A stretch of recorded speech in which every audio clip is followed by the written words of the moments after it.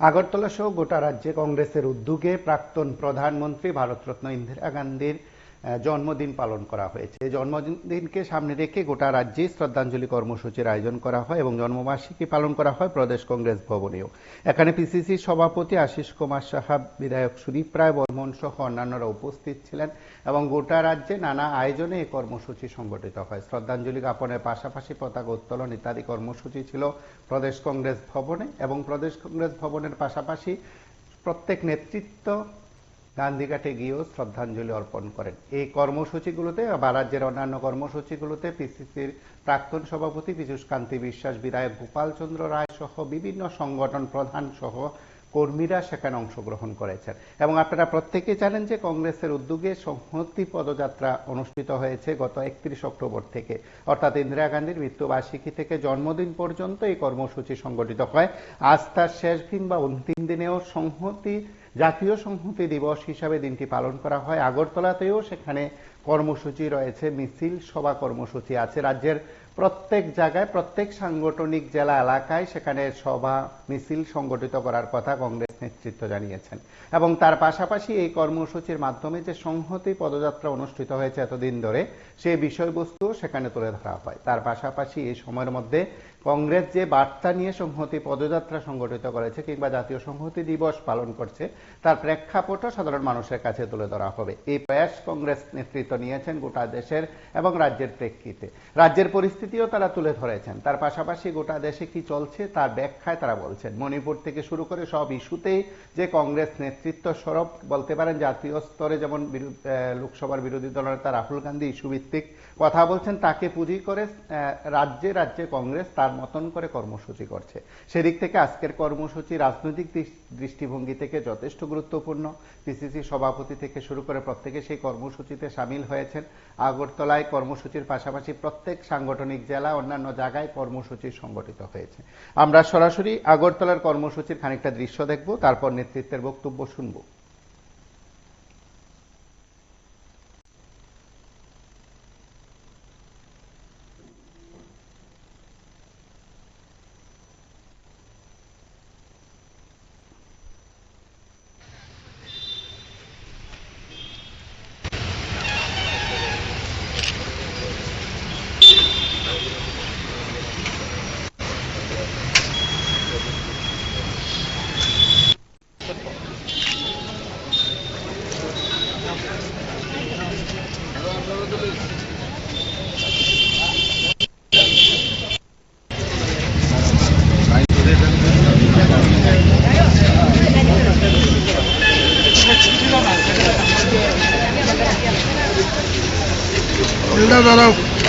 ইন্দিরা গান্ধীর জন্মজয়ন্তী উপলক্ষে প্রদেশ কংগ্রেসের পক্ষ থেকে সারা রাজ্যে যথাযোগ্য মর্যাদার সঙ্গে পালন করার লক্ষ্যে প্রতিটি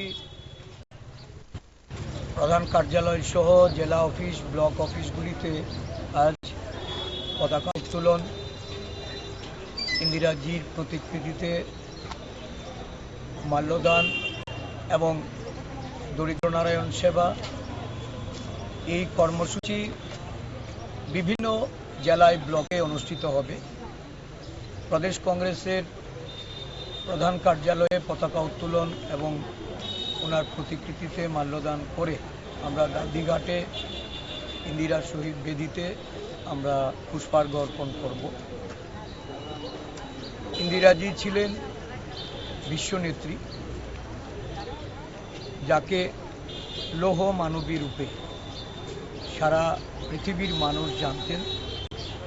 ভারতবর্ষের প্রথম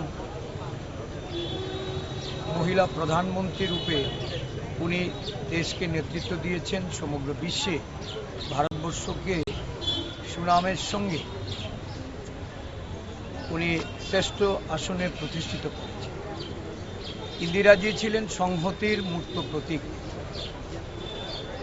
উনার আত্মবলিদান আজও দেশবাসী স্মরণে রেখেছে। দেশের সংহতির জন্য জীবন দান করে এই দেশের অখণ্ডতা, এই দেশের মধ্যে সন্ত্রাসবাদের বিরুদ্ধে লড়াইয়ে যে দিশা উনি দেখিয়েছেন, আজও ভারতবর্ষের জাতীয় কংগ্রেস সেই দিশায় পরিচালিত হচ্ছে। গত 31শে অক্টোবর ওনার মৃত্যু দিবস আমরা উদযাপন করে ত্রিপুরা রাজ্যের বুকে বিভেদতা এবং বিচ্ছিন্নতার যে সুরসুরি নানাভাবে চক্রান্ত করে জাতি এবং ধর্মের যে বিভেদ তৈরি করার একটা অপচেষ্টা, এটাকে রুখে দেওয়ার জন্য, জনগণকে সতর্ক করার জন্য, জাগ্রত করার জন্য প্রদেশ কংগ্রেস সংহতি পদযাত্রা শুরু করেছে। এই সংহতি পদযাত্রার আজকে সমস্ত জেলায় জেলায় এটার সমাপন কর্মসূচি হবে। আমাদের সদর জেলাতেও আজ বিকেল 5টায় কর্মসূচি হচ্ছে। এই কর্মসূচির মাধ্যমে আমরা সারা রাজ্যে মানুষের যে সাড়া পেয়েছি এবং সংহতির পক্ষে মানুষ যেভাবে বেরিয়ে এসছে, ইন্দিরাজির এই ভারতবর্ষের প্রতি তার যে অবদান, দেশের নেতৃত্ব দানে যে সমস্ত ভূমিকা উনি পালন করে গেছেন, আজও দেশের মানুষের কাছে ইন্দিরাজি প্রাসঙ্গিক। আজকে প্রদেশ কংগ্রেস শ্রদ্ধাবনিত চিত্তে ইন্দিরাজির প্রতি আমরা আমাদের এই শ্রদ্ধা নিবেদন করছি। এই কর্মসূচিতে আমাদের সমস্ত সিনিয়র লিডাররা এসছেন, আমাদের দলীয় বিধায়করা এসছেন, আমাদের বিভিন্ন শাখা সংগঠনের নেতৃত্বরা মিলে একযোগে এই দিনটিকে আমরা উদযাপন করছি। প্রদেশ কংগ্রেসের পক্ষ থেকে আমি রাজ্যবাসীকে এবং আমাদের সমস্ত আপামর কংগ্রেস দলীয় কর্মী সমর্থকদের প্রতি আমি অভিনন্দন জ্ঞাপন করি।